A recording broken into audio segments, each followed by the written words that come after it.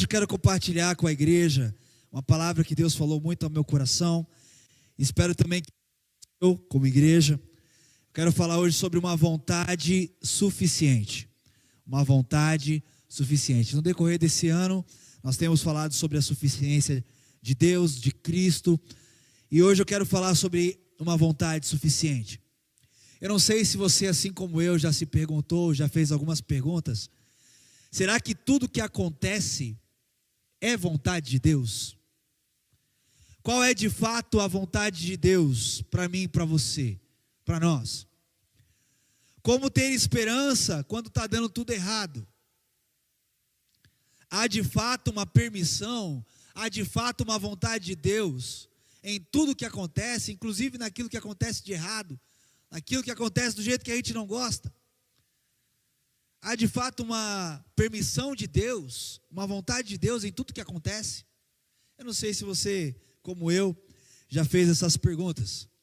Eu quero refletir um pouquinho com você sobre a vontade de Deus essa noite. E para tal, quero convidar você a nós meditarmos o texto de João, capítulo 1, verso de número 13. João, capítulo 1, verso de número 13.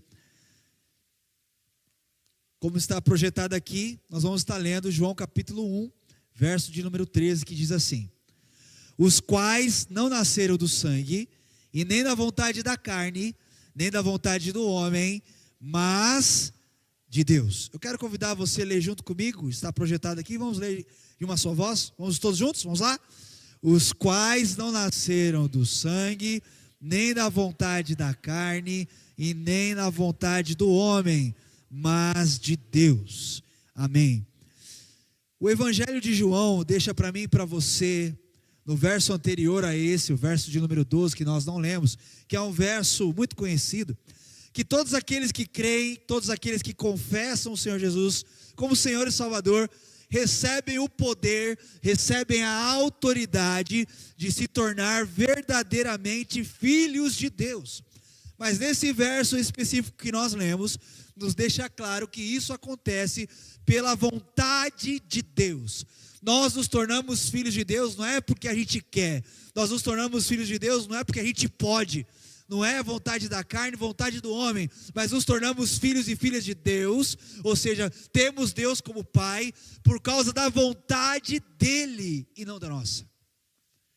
Ou seja, quem mais teve vontade de estar conosco, de nos ter como sua família, foi o próprio Pai.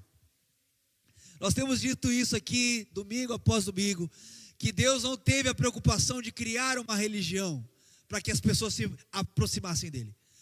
Deus teve a preocupação e o carinho de criar uma família, para que as pessoas se aproximassem dEle. Deus não quer que você o veja como um Deus distante, sentado num trono, que pouco se importa conosco, mas Deus quer que você o tenha como um Pai.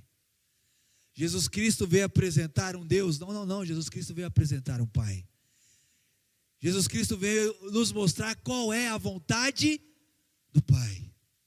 Então, meu irmão, minha irmã, esse versículo deixa claro, esse versículo que nós lemos aqui, deixa claro que existem outros tipos de vontade, além da vontade de Deus. O versículo diz que existe a vontade da carne, ou seja, a vontade de uma natureza pecaminosa. O versículo também diz que existe a vontade humana, ou seja, uma vontade egoísta e maldosa. E acabamos de ler na Bíblia então que existem 3 tipos de vontade: a vontade da carne, a vontade do homem e a vontade de Deus. Então eu e você, cada um de nós aqui essa noite, precisamos refletir: será que tudo que acontece à nossa volta, será que tudo que acontece comigo, será que tudo que acontece com você, será que tudo que acontece na tua casa, com a tua família, conosco, à nossa volta, será que foi que Deus que permite? Será que foi Deus que permitiu? Será que existe uma permissão de Deus nisso? Será mesmo que há uma permissão de Deus em tudo que acontece? Ou a pergunta talvez chave para nós essa noite: será que existe uma vontade permissiva de Deus? Porque, meu irmão, minha irmã, o que mais a gente costuma ouvir é: mas foi Deus que permitiu assim. Foi Deus que permitiu assim. Geralmente é o que a gente mais ouve. Então eu quero refletir com você essa noite, meu irmão, minha irmã, sobre a vontade de Deus. Essa vontade que é suficiente. Primeira coisa que nós precisamos refletir é que não existe vontade permissiva. Repita comigo, não existe vontade permissiva. Meu irmão, minha irmã, em nenhum lugar da Bíblia nós encontraremos uma expressão, nem uma afirmação dizendo ou descrevendo que Deus tem uma vontade permissiva. Não existe isso na Bíblia, vontade permissiva de Deus. Isso não existe. Não na Bíblia, não na palavra do Senhor.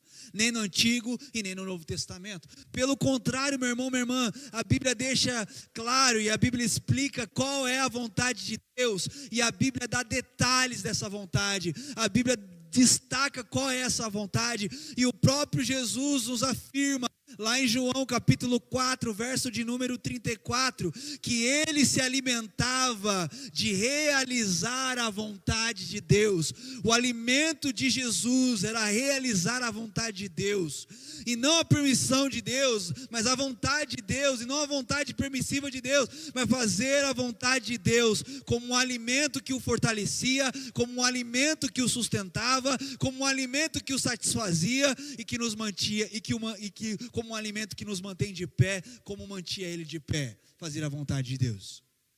Então a primeira coisa que eu e você temos que refletir é que não existe uma vontade permissiva na Bíblia. Segunda coisa que nós temos que refletir, igreja, dentro da vontade de Deus, é refletir que Deus permite, mas Deus não é permissivo. Repita comigo, Deus permite, mas não é permissivo. Talvez você me questione, mas pastor, a Bíblia afirma que Deus pode permitir, como está escrito lá em Hebreus capítulo 6, verso 3, Hebreus 6, 3 diz, e isto faremos se Deus o permitir. Meu irmão, minha irmã, não se engane, Deus permite, mas Ele não é permissivo. Deus permite, mas Ele não é permissivo. E se nós formos parar para perceber, ser permissivo e permitir são coisas totalmente diferentes. O significado de permissão é ato ou efeito de permitir, é autorização ou consentimento. Se nós voltarmos para o texto de João capítulo 1, verso 12, Deus então permitiu eu e você sermos chamados de filho, de filha. E Ele nos deu essa autorização, essa concessão, para que eu e você pudéssemos ser chamados de filhos e de filhas. Deus permite e Ele tem responsabilidade de acordo com a vontade dEle, e não de acordo com a vontade da carne, e não de acordo com a vontade do homem.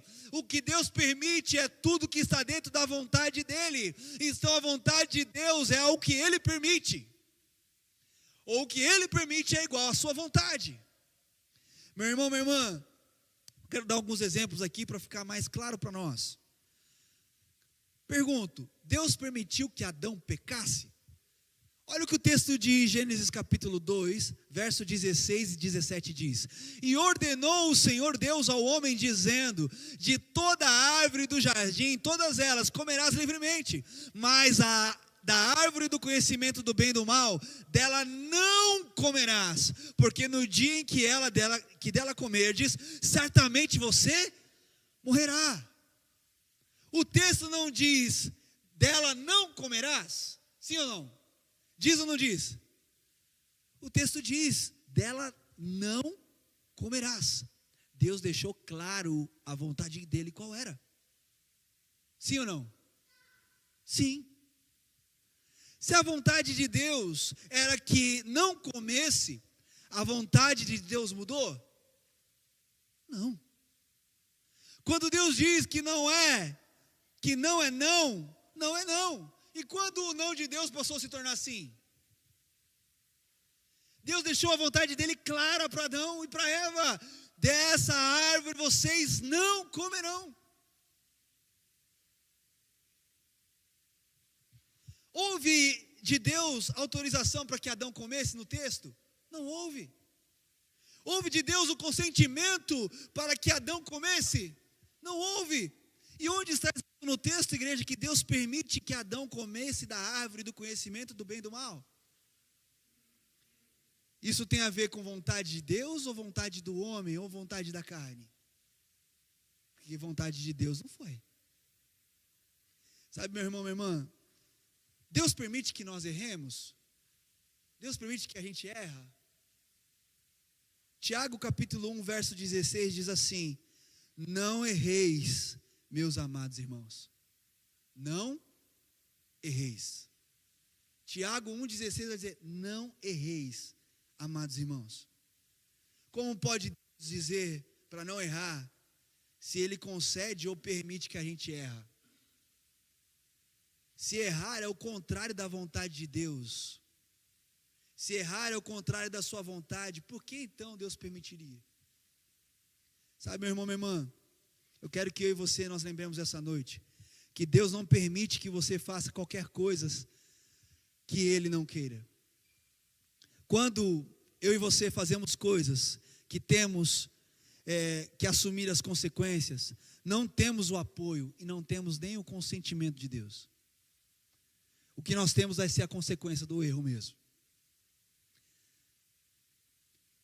Ah, mas errar é humano. Será que errar é humano ou errar é vontade humana? Pergunta para a pessoa que está do seu lado aí: errar é humano ou é vontade humana?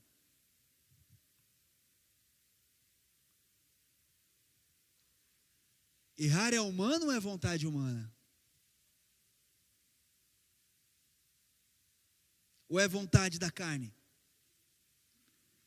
Sabe, meu irmão, minha irmã, a Bíblia é muito clara, lá em Filipenses capítulo 2, verso 7, que Cristo, Filho de Deus, se fez semelhante a mim e a você, para nos provar que errar não é humano, pois quem viveu como um homem, ele viveu uma vida santa, uma vida agradável como homem, agradável ao Pai. Igual 1 Pedro capítulo 2, verso 22, diz que ele não pecou, nele não tinha pecado. Por isso Jesus Cristo se fez homem, meu irmão, minha irmã, para que eu e você parássemos de dar desculpas e começássemos a viver a vontade de Deus. Errar não é humano, errar é vontade humana. E Deus não quer que a gente erre, Deus quer que a gente evite o erro, Deus quer que a gente evite o pecado. Ah, mas Jesus era Deus. Meu irmão, minha irmã, mas as tentações ele venceu pelo poder da palavra e não pelo poder de Deus. E a palavra foi deixada para mim e para você. Como que Jesus venceu as tentações? Pelo poder da palavra. E às vezes eu e você nós somos tentados pelo mundo, pelo dinheiro, pela cobiça. Ele foi tentado pelo próprio diabo, em pessoa. Duvido que você é tentado pelo próprio diabo em pessoa. Você é tentado pelas suas próprias cobiças, assim como eu. E ele não venceu com poder mágico e místico, ele venceu pelo poder da palavra. Assim está escrito. Como eu e você podemos vencer as tentações, vencer o pecado, vencer os erros que nós falamos que são erros humanos, através da palavra, de obediência à palavra. Meu irmão, minha irmã, e a palavra também diz que se eu e você estivermos em Jesus, olha o que a palavra de Deus diz. Tito capítulo 2, verso 11, a palavra de Deus diz: se eu e você estivermos em Jesus e vivemos a graça de Jesus, nós vamos ter uma vida santa, nós vamos ter uma vida piedosa, nós vamos ter uma vida sensata, nós vamos ter uma vida justa, porque a graça vai te capacitar a viver dessa maneira. Meu irmão, minha irmã, o que eu e você precisamos, não é de nada mais do que vergonha na cara para viver a graça. E não pecar, e não errar. Porque às vezes a gente brinca com o pecado, sem perceber. A gente flerta. Se eu perguntar para você quem crucificou Jesus, talvez você fale que foi Caifás, Anás e Caifás, foi os romanos. Mas quem crucificou Jesus foi o meu e o seu pecado. Pecado esse que às vezes a gente flerta com ele. Foi o meu e o seu pecado que crucificou Jesus. Pecado esse que às vezes a gente flerta com ele. Então, meu irmão, minha irmã, o pecado não é uma composição, não faz parte do homem. O pecado também não é só uma escolha, o pecado é uma decisão. E eu quero explicar isso de uma forma aqui mais lúdica, contando uma pequena história. Como é que eu posso entender que o pecado é uma decisão, pastor? Imagina comigo um idoso pegando um avião para um país muito distante, e ele está ali, seu primeiro voo, e ele tem que passar horas nesse avião, e na hora de fazer a sua primeira refeição, ele chama a aeromoça e diz assim: aeromoça, o que a gente tem para o almoço hoje? A aeromoça olha para ele e responde: nós temos sim e não. E ele esperava ter uma escolha, um cardápio, estrogonofe, filé mignon, frango assado. Ele esperava ter um cardápio. Mas a aeromoça disse para ele: nós temos o sim e não. Como assim o sim e não? Nós temos isso, se você quiser, você come. Se você não quiser, não come.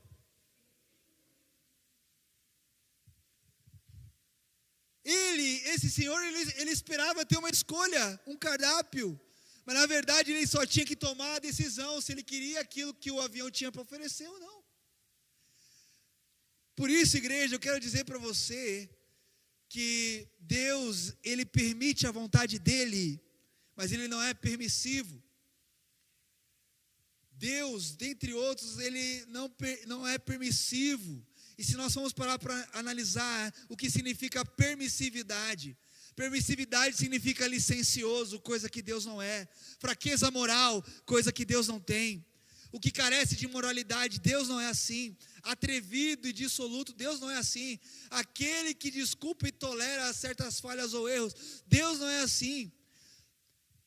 Deus não tem, porque permissividade significa falta de firmeza ou controle. Deus não tem falta de firmeza e nem falta de controle. Tolerância para com certos comportamentos considerados e desejáveis. Este não é Deus, igreja. Deus não é permissivo. Deus é amor, Deus é paciente, Deus é longânimo, Deus é misericordioso, mas Ele não é permissivo e nem licencioso.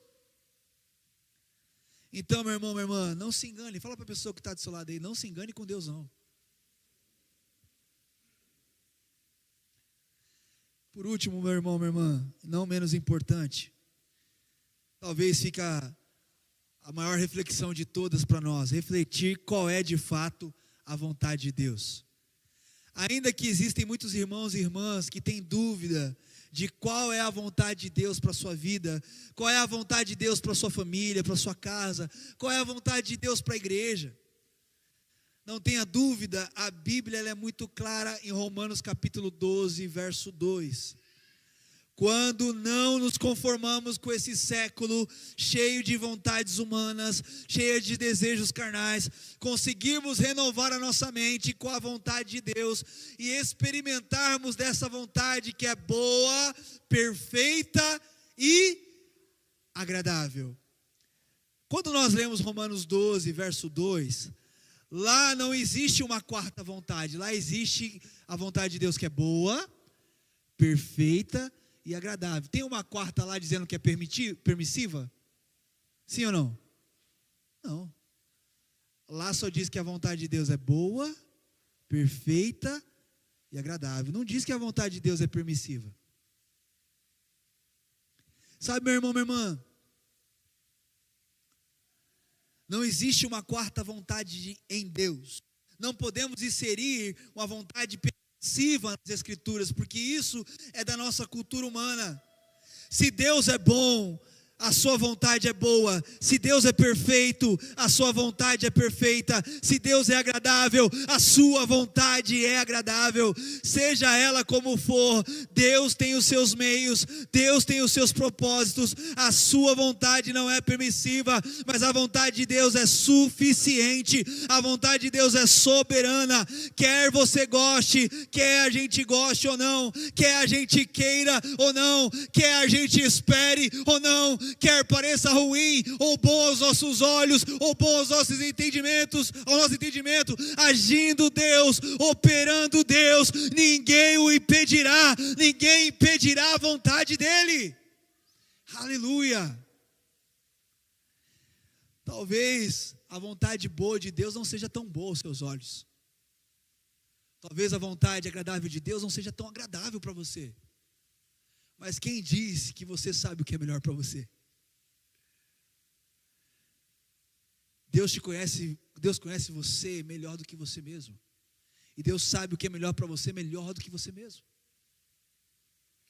E se a vontade dele é boa para ele, ainda que não seja boa para mim, para você, é a vontade dele.